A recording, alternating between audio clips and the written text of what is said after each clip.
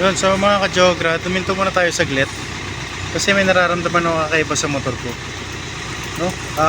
Pag ini-start ko siya, yun, biglang umingay. So pag ini-start ko siya, grabe yung garalgal. Bago mandar, yung takbo niya pang parang basta hindi mo maintindihan. Pero pag ini-start ko siya, ito yung mararamdaman.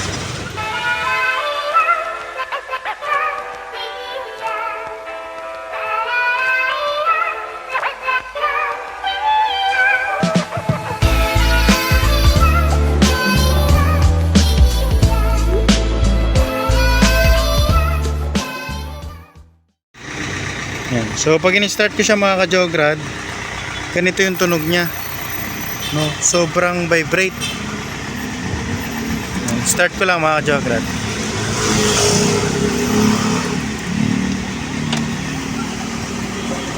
Pakinggan nyo pakinggan nyo. Narinig nyo yun? Parang may vibration na ewan. O yan, ulitin natin. Pakinggan nyo maigi mga ka-jograd. Tapos kapit na kapit yung gulong. Hindi ko naman siya piniga.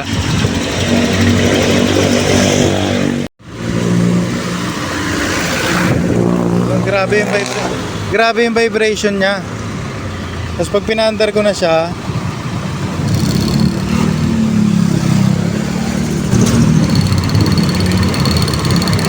yan. Kung naririnig nyo o nakikita nyo yung vibration, ang lakas ng vibration niya.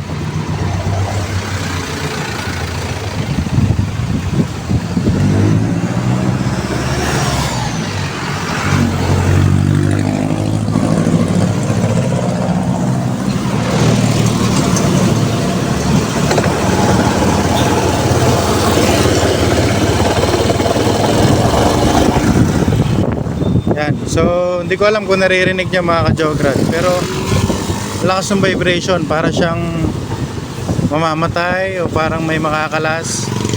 Titignan natin mamaya yung dahilan mga ka-jograd kung bubuksan ko yung panggilid niya. Okay, kita-kits tayo mamaya. So, yun mga ka-jograd,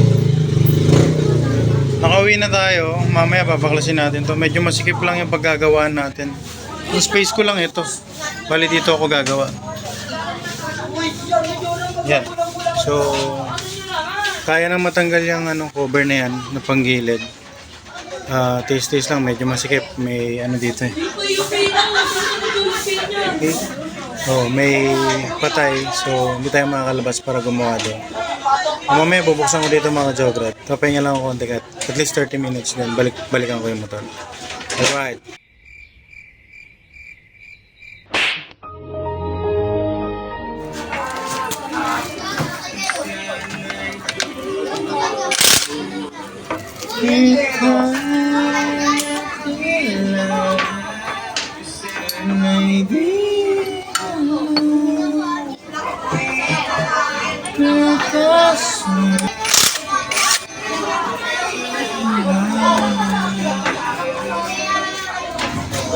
Yan, so mga ka-jograd, tatanggalin na natin para makita natin kung ano yung tsura.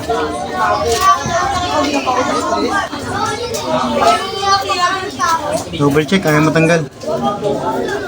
Masok ko sa mula ka. Magana ka. Right, wala ng tornilyo. Hugot. Yun bakit ganun? Nakapix naman. Pero talon siya ng talon.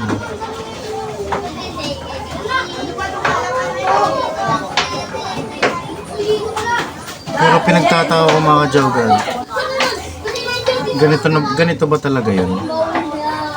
Yung parang nakakain na siya kagad. Ayun, nakalubog na. Double check natin mga jograd, baka pagkakalam ko hindi ganyan yun. Parang naka-high gear na kagad siya. Ayun, nakababa na. Kung nakikita nyo mga ka-jograd, ayun. So parang dapat nandito muna siya sa taas. Ayun, nakapasok agad siya. Parang feeling ko nandito muna siya dapat. Tingnan natin.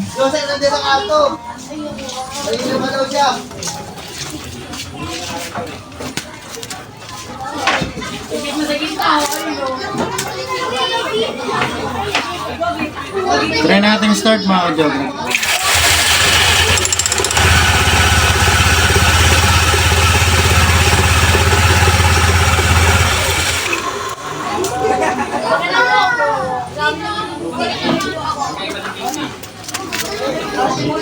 Feeling ko hindi normal mga ka-jogger kasi nagdadrag muna siya bago umikot ng maganda. Hindi naman siya madulas. Try ko itong buksan, titigan natin. Alright.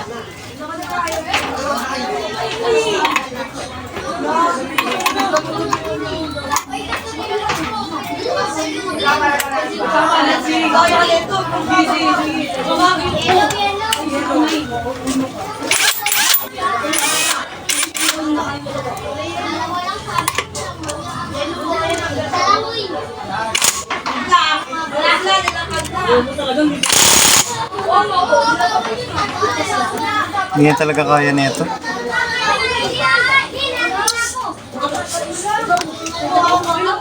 So alright mga boss, naikikot natin yung doon sa torque drive.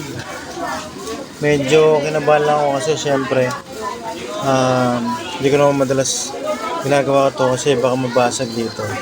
Nagbaka sakali lang ako kasi itong aking impact wrench hindi na gumagana. No? Next step, papakita ko. Sama-sama natin tingnan mga ka-jograt kung ano yung nangyari.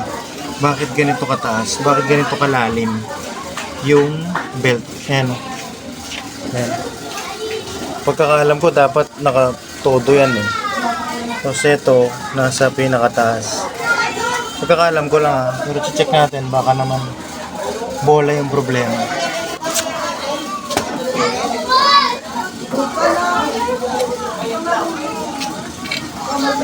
Okay.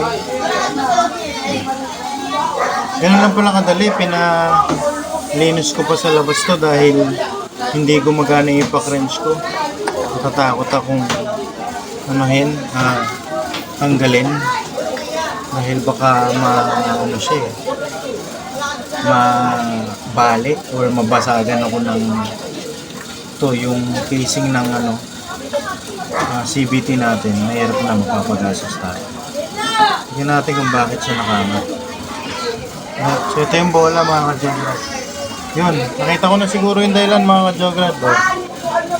Okay. Kung napapansin nyo mga ka-jograt, angat siya. Yung gamit ko dito, yung bagong design ng bola. Dapat to nakasiksik pa sa loob, nakapit siya. Silipin natin mga ka-jograt.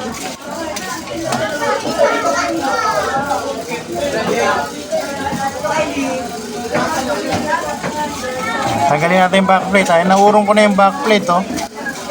Nahihila ko na pero nakaangat pa rin siya. Tingnan natin ha, mga ka-jogger.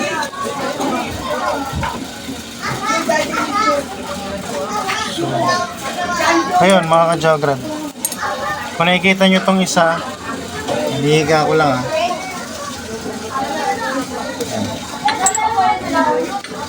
Yan. Yung position ng isang bola niya, ito iba. Kasi lahat sila nakasandal eh. Itong isa, tingnan nyo. Right? So kung nakikita nyo siya, yun siya oh. Diba? So, yun. Nagbago siya ng posisyon. Imbis na, yung posisyon niya ito, kaya nakahiga siyang gano'n. Okay, so kaya pala itong ating backplate medyo nakaangat. Tingnan nyo, iayusin ko mga ka-jogger. Ilalagay ko sa tamang forma. Tapos lalagay ko yung backplate natin.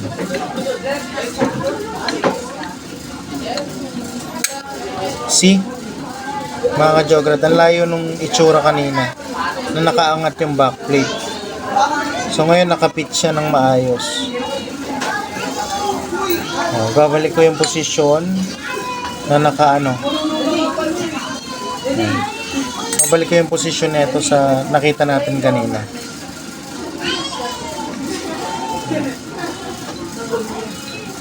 Ganyan siya kanina eh. Check natin.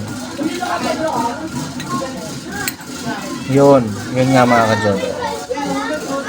Baba lang muna natin yung plate ha. Oh, pero hindi niya na. Yan.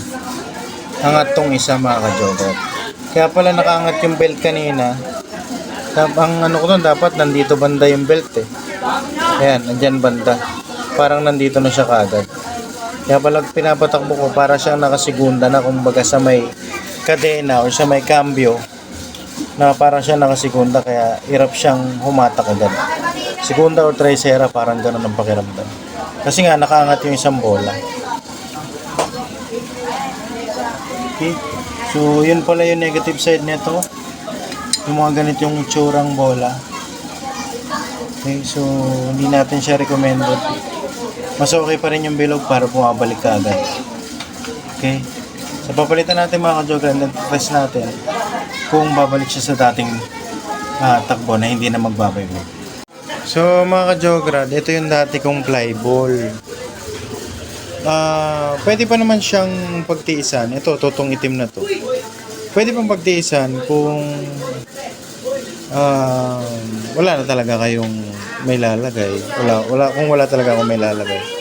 Yung kaso kasi parang may konti siyang kanto. Okay, so sana napapansin nyo dyan no? May konti siyang kanto, kaya nakakatakot na rin ilagay. Okay, so sa tingin ko lalagyan ko muna nitong bago. Nakalagay siya 15 grams, pero hindi ko sure kung 15 grams talaga yan wala naman tayong pantimbang dito. Ang stock 14, ito 15 grams. Sige natin kung ano yung magiging epekto.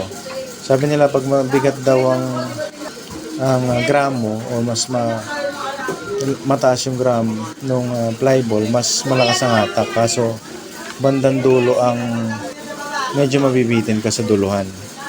Pero hindi man tayo ganun na mabilisan magpatakbo. Correct me if I'm wrong na lang mga ka-joga. Okay?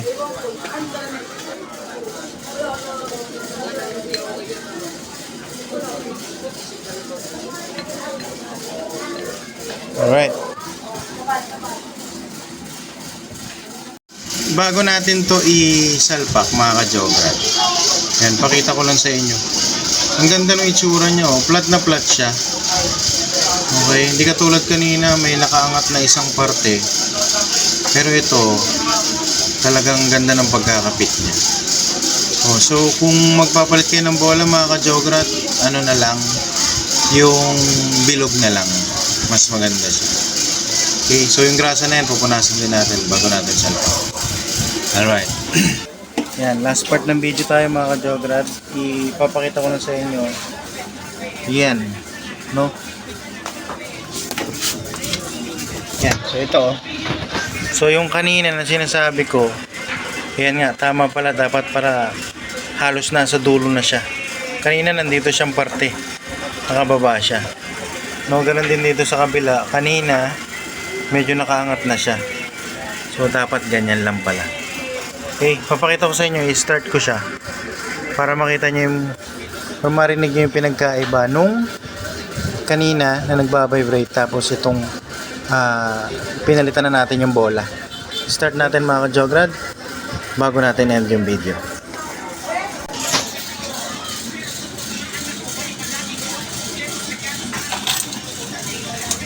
Okay, start.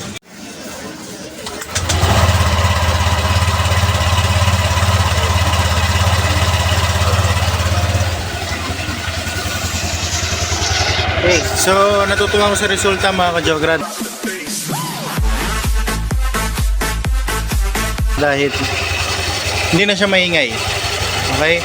So tumatakbo na ng maayos yung motor, smooth na, maganda na siya pakinggan. Alright, so mga ka-joga, hanggang dito. Salamat sa panonood. Kung nanood ka, please paki-hit naman yung like button dyan. Paki-share na rin kung di naman nabuso sa akin. And then pasuyo ako, pa-subscribe na rin. Maraming salamat mga ka-joga. Once again, this is Mokoy Motovlogs na lagi nagsabing kahit ano pa man ang ginagawa, nagmamaneho o kahit ano mo pa tinatrabaho mo, just keep safe, then ride safe. Peace.